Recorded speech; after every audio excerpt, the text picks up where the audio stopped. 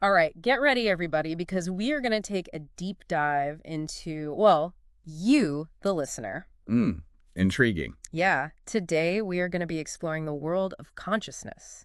The ego. The ego, that's right. And even enlightenment. Yeah, all based on your selections From from Eckhart Eckhart Tolle's A New Earth. Yes. Yeah. You picked some really interesting topics. Oh, yeah? From like the inner body to the meaning of surrender. I even saw a little bit of physics and Buddhism Oh, I love that. Yeah. sprinkled in there. That's the best. Yeah. I have to admit, though, when I saw Dying Before You Die on our list, Oh, yeah. I was very curious. Oh, we'll definitely unpack that one, don't you worry. Keep going. What I think is so fascinating about Tolle's is how he connects all these seemingly like different ideas Yeah. to help us understand human consciousness and its potential. Yeah, totally. Yeah. Well, why don't we start with something a little more grounded, Okay. which is the problem of the ego. I know Tolle talks a lot about the ego, but it's always seemed a little abstract to me. It can be. Like, what is it, really? Think of it like this unobserved part of your mind, you know? Okay. This voice that's constantly like chattering away, creating fear, and making you feel like you're always lacking something. Oh, I see. So it's not like a separate entity. It's more like a mental habit. Exactly. And it has all these different strategies, you know, okay. that it uses to try and like protect itself. Okay. Resistance, control, need for power, greed, all these things. Yeah. You know, when I was reading that part, I was thinking like, wow, this is kind of bleak. It is a little dark sometimes. Yeah. But he's a realist, you know? Totally. So how do these ego strategies like actually play out in our everyday lives? Well, let me ask you this. Okay. Have you ever like been in an argument with someone where you just felt like you had to be right? Oh, yeah. Even if it meant like dismissing the other person's feelings. Totally. Yeah. Or like sometimes I find myself trying to control situations to get what I want. Yeah. Is that the ego too? It could be that need to control, you know? Like a classic ego move. Okay. And what's really interesting is that these ego strategies, Okay. they don't just like create drama in our personal lives. Right. They actually play out on a much larger scale too. They lead to conflict in the world. I see. It's like our individual egos, you know, they feed into this collective ego Wow. that's always struggling for dominance. I see. So like we are all connected through our egos almost. In a way, yeah, I think you could say that. That's really thought-provoking. Yeah. So if the ego is the problem, what's the solution? Well, Tolle points to the inner body as a kind of gateway to a deeper reality. The inner body. That sounds like a hidden portal or something. It's a bit like a portal within us. I have to admit the inner body kind of threw me for a loop. Yeah, I understand. It sounds a little, well, Out there. it does, but it's actually more practical than it sounds. Really? Yeah, think about it. You have your physical body, Okay. the one you can see and touch. Yeah. But Tolle says there's also an inner body, this like energy field that you can sense from within. So it's not a separate thing? It's Right. more like, It's like a different way of experiencing your own body, okay. you know? Oh, And okay. he even gives you like a specific exercise in the source material Oh, to help you tap into it. I love exercises. Yeah. What is it?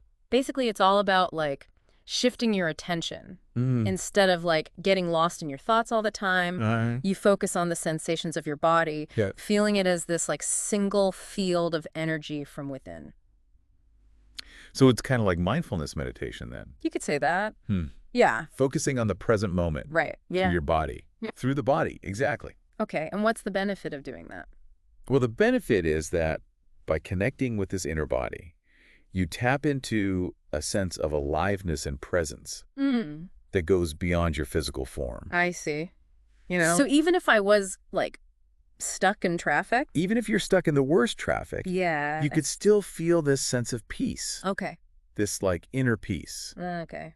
That's amazing. Okay, that's starting to make sense. Yeah. And this deeper reality, is that what Tolle means by the power of now? You got it. Okay. That's exactly right. Right. The power of now is about realizing Okay. that true happiness and peace aren't found in the past or the future, Right. but in the fullness of the present moment. Yeah, it's so true, though. We're always thinking, I'll be happy when I achieve this, or I'll be relaxed when that's over. Right, and that's the ego's trap. Uh-huh. It keeps you chasing after something that's Yeah. always just out of reach. It is. But the reality is everything you need for fulfillment Okay. is available right here, right now. Wow. It's just a matter of shifting your focus. Well, but that's easier said than done, right? It is. It takes practice. How do we actually break free from this ego-driven cycle Yeah, it is the question. of wanting and striving? Well, that's where this concept of surrender comes in. Surrender. Now, I know that word. That sounds a lot like giving up.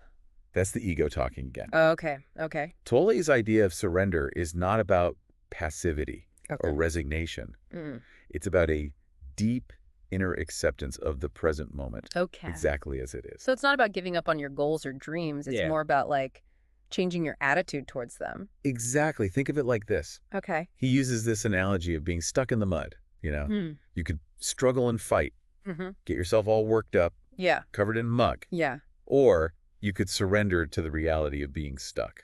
Take a moment to, like, assess the situation I see. and then take appropriate action. So it's about choosing a different kind of energy. Yes. One that's more grounded, Yes. accepting. Exactly. Mm. Recognizing that sometimes the most powerful thing you can do Mm-hmm. is to just stop resisting Wow. and simply be present with what is. That's powerful. Yeah. Okay, so how does this idea of surrender apply to something like illness? That's a good question. Like, would surrendering to an illness mean giving up on healing? That's a great question, and it really gets to the heart of what surrender means, Mm-hmm. So in the case of illness, surrender isn't about passively accepting your fate. Okay. It's about accepting the present moment without labeling it as illness. So you're still taking action to heal, but without all the fear and resistance. Precisely, yeah. You're acknowledging the reality of your physical symptoms, but without getting lost in the story that your mind is creating around them. It's a subtle shift, but it can make a world of difference. Okay, that's starting to click for me. Is it? Yeah. Good. We've got the ego, Okay. the inner body, The inner body. the power of now, Yeah. and surrender. Surrender. Are you starting to see how Tolle's weaving all these ideas together? Absolutely, yeah. Yeah. And you know what's really fascinating is how he applies these same concepts to relationships. Ooh. Okay. We'll save that for part 2. All right, we'll be back.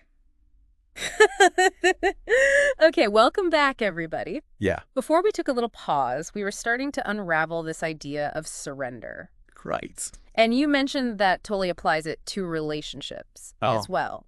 Now, that really piqued my interest. Okay. Because honestly, relationships can be a real battleground for the ego. Right. Oh, absolutely. It's like relationships are a reflection of your state of consciousness.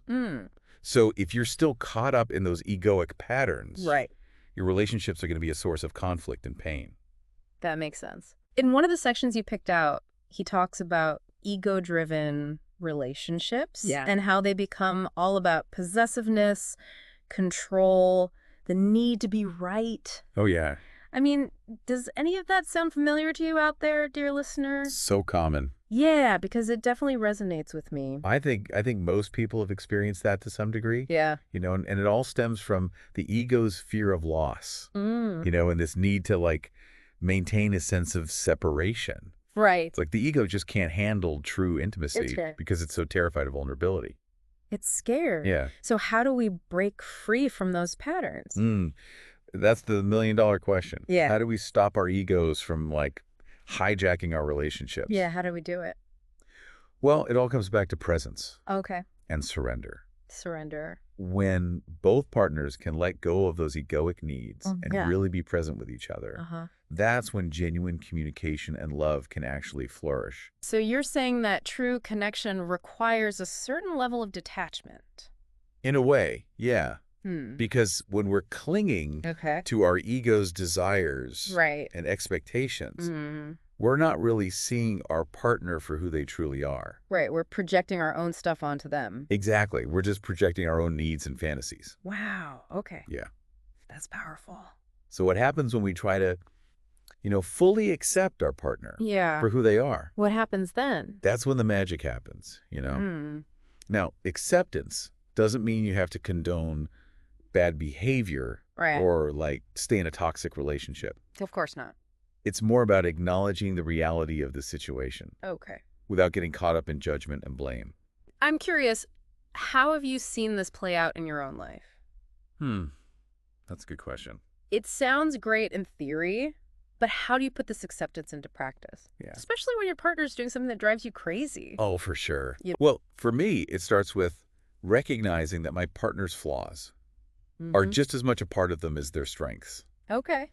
It's about seeing the whole person, not just the parts I like. Right. And that takes a conscious effort to shift my perspective. That's a good reminder. Yeah. In the source material, Tolle also talks about how these ego-driven relationships become like this addictive drama. Oh, yeah, totally. Swinging back and forth between love and hate. The love-hate, yeah. Have you ever experienced that? Oh, absolutely. It's like a roller coaster ride you can't get off of. It is. It's exhausting. Yeah, it's so tiring. But I've realized when we're identified with our egos, Okay. we're constantly seeking that validation from our partner, that security.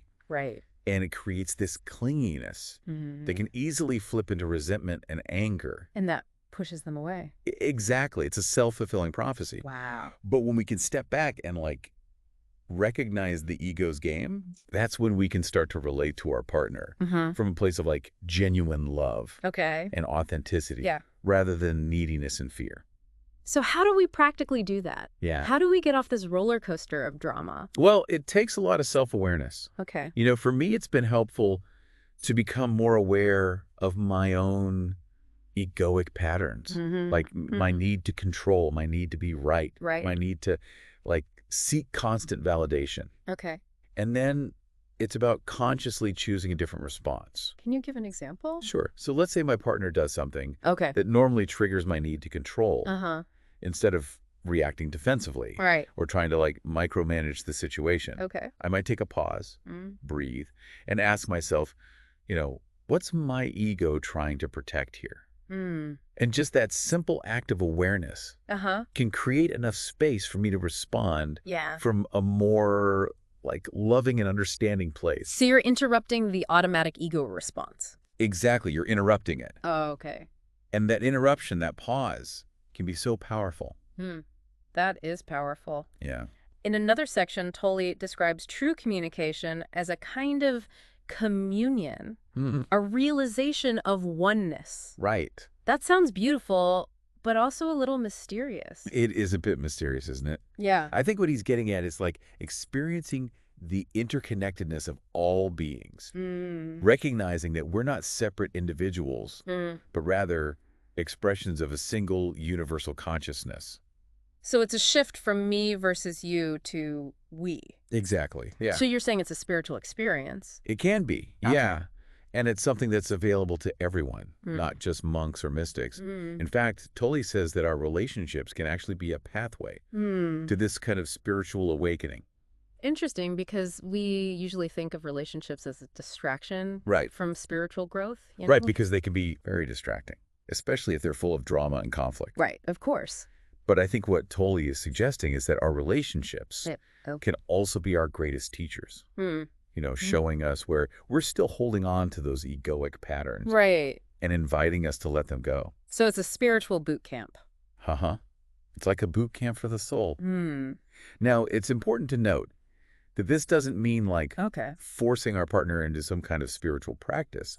It's about making a conscious choice to approach our relationships with awareness and intention, seeing them as an opportunity for growth. So it's about taking responsibility for our own spiritual evolution. Exactly. Even within a relationship. Within the context of a relationship, yeah. That's a good point. Yeah. Our partner can be a catalyst for our awakening, but the real transformation happens within us. Right. And that's a powerful realization. It is. Okay. This is all starting to make more sense. Is it? Yeah. Good. But in one of the selections you made, Tolle says that love is not a portal, but what comes through the portal. Yeah, I love that quote. What do you think he means by that? Well, I think what he's getting at is that love isn't something that we need to search for outside ourselves. It's already present within us as our true nature. But if love is already there, right, why do we experience so much conflict and disharmony in our relationships? Because it's the ego's fears and defenses that block the flow of love. They create that illusion of separation of me versus you. So the key is to dismantle those defenses, to clear a space for love to flow. Yeah, and that's where the practices of presence, surrender, and acceptance come in. Yeah. They help us to dissolve the ego's grip and open ourselves up to that experience of love. Now, this is starting to sound pretty mystical. Is it? Yeah, like, are we saying that enlightenment is a prerequisite for healthy relationships? No, not at all. You don't have to be like a fully enlightened being to experience love and connection. Right.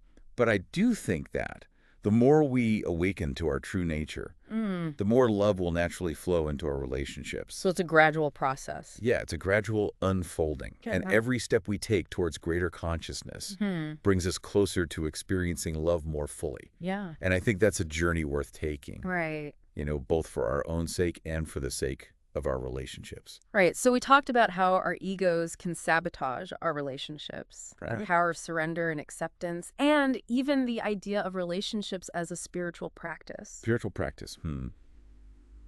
I'm sensing a theme here. Yes.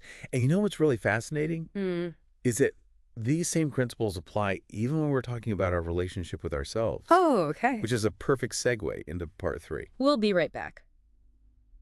All right, welcome back to our deep dive into A New Earth. We've been exploring Eckhart Tolle's ideas about the ego, surrender, and how all of this shows up in our relationships. Yeah. And you just hinted that these principles apply to our relationships with ourselves, which honestly sounds even more complicated. It can be, yeah. That inner relationship, I think, can be the most challenging one. Right. But it's also the most important because how we relate to ourselves really sets the tone for all our other relationships. You know, in one of the sections that you picked out, Tolle says that our relationships can act like mirrors, reflecting back our own unconscious patterns. It's true. I imagine that's especially true when it comes to the relationship we have with ourselves. Oh, absolutely. Right. Think about it. How often do you criticize yourself, judge yourself, put yourself down?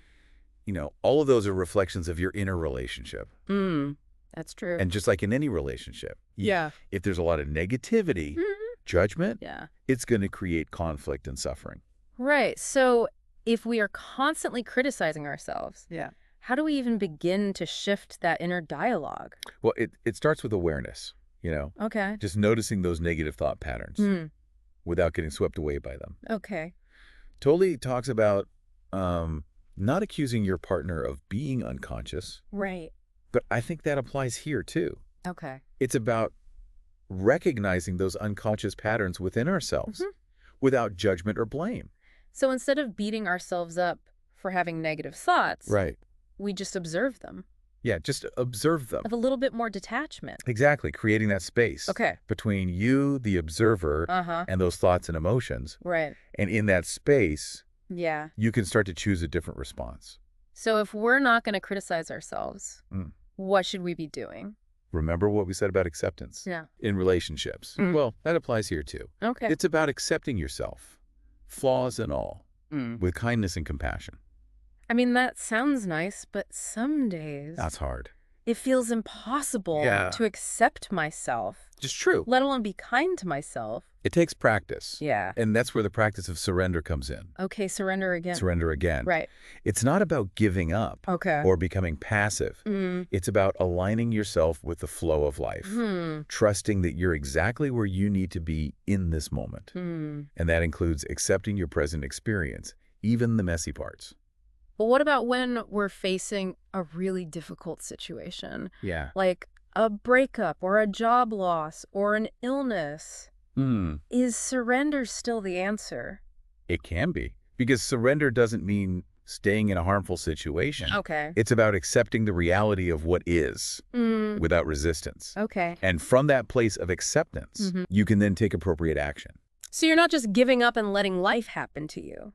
Right. You're actively participating. Yeah. But from a different energy. Exactly. It's like saying, okay, this is what is now. How can I move forward from here? With grace and wisdom. Yeah. Grace and wisdom. Exactly. That's a great distinction. You know, in one of the sections I was reading, Tolle talks about the difference between happiness and inner peace. Oh, yeah. And he says that happiness is conditional while inner peace is not. Interesting. What do you think he means by that? Well, I think it's a really important point, you know. Okay. we often chase after happiness, thinking that it depends on external circumstances. Right, like having the perfect job, the perfect relationship. Exactly, having a lot of money. Yeah. But Tolle is saying that true peace comes from within. And it's not dependent on anything outside yourself. So it's not about trying to create this perfect life where everything goes smoothly. Not at all. It's about learning to find peace and contentment in the midst of whatever is happening. It's funny because earlier we were talking about how the ego creates all this drama in our relationships with others. But it seems like our ego creates just as much drama in our relationships with ourselves. Oh, absolutely. Right. Yeah, the ego thrives on negativity. It feeds on those self-critical thoughts, fears, anxieties. Yeah. It's almost like we're addicted to our own suffering. Oh, that's deep. Yeah. So how do we break free from this addiction? Good question. How do we stop feeding the ego? By recognizing that you are not your thoughts. You are the awareness that's witnessing those thoughts. You're the space in which those thoughts arise. And that space is where we find peace. Exactly. That space of pure awareness beyond the ego's chatter. Now, one concept that really stood out to me in all of this was this idea of dying before you die. Oh, yeah. Dying before you die. That sounds a little morbid. It does. It does. But it's a powerful practice. Okay. And it's not about physical death. Okay. It's about consciously letting go of your attachment to your physical form and your mental identities. So like a symbolic death. You could say that. Yeah. It's a way of realizing that you are not your body. You are not your mind. Yeah. You are something much vaster and more eternal. Wow, that's a big shift in perspective. It is, and it can be incredibly liberating. You know, because once you realize that you're not limited to this physical form or your egoic identity, you're free from the fear of death. And you're free to live more fully in the present moment. So it's not about actually dying. Yeah. It's about waking up. It's about waking up to who you truly are. That's amazing. Yeah. Well, this has been such an incredible deep dive into Eckhart Tolle's A New Earth. We've covered so much from the problem of the ego to the power of surrender, acceptance. And even this idea of dying before you die. Dying before you die. I feel like I have a whole new perspective on consciousness and relationships, both with others and with myself. That's great to hear. If you're feeling inspired, I definitely encourage you to dive deeper into Tolle's work. Yeah, his book, A New Earth, is a great place to start. Totally. And remember, this journey of awakening is an ongoing process. Yeah. There's no finish line. It's about embracing the fullness of your experience, the joys and the sorrows, and allowing yourself to be transformed by the journey. That is beautiful. Thank you so much for joining us on this deep dive. Yeah, thanks for having me. Absolutely. We'll see you next time for another exploration into the depths of human experience.